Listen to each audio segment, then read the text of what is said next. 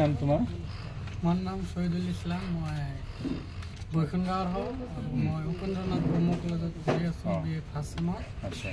আৰু এইটো আঁচনি পাই মই বহুত সুখী হ'লোঁ যে মই শ্ৰী ৰণ গোৰা ছাৰক ধন্যবাদ যাচিলোঁ আৰু আমাৰ মাননীয় মুখ্যমন্ত্ৰীক ধন্যবাদ যাচিলোঁ আৰু আমাৰ সমষ্টিৰ MLA শ্ৰী জয়ন্ত বসুমতাৰীক ধন্যবাদ জনালোঁ।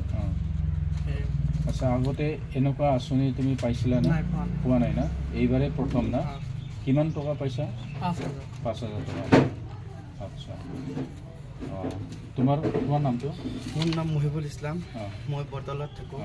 মই বঙাইগাঁও কলেজত পঢ়োঁ।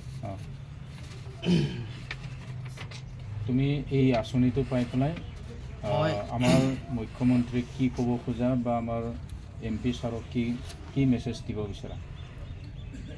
মই ক'ব বিচাৰিছোঁ যে মানে এইটো পাই পিনে স্কলাৰশ্বিপ পাই পিনে বহুত মানে সুখীজনক হৈছোঁ।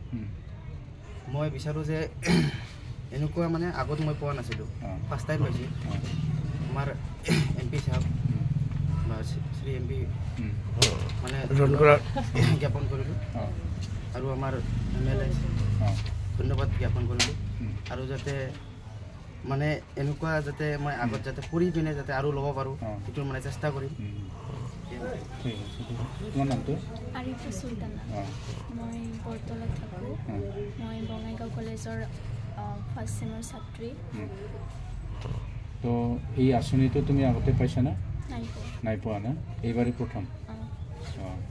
তাৰপিছত তুমি আমাৰ অসমৰ মুখ্যমন্ত্ৰী ডক্টৰ হিমন্ত বিশ্ব শৰ্মা, তাৰপিছত আমাৰ ৰাজ্যসভাৰ সাংসদ ৰণগৰা নাৰ্জাৰী, তেখেতসকলক তুমি কি ক'ব বিচাৰা, কি মেছেজ দিব বিচাৰা?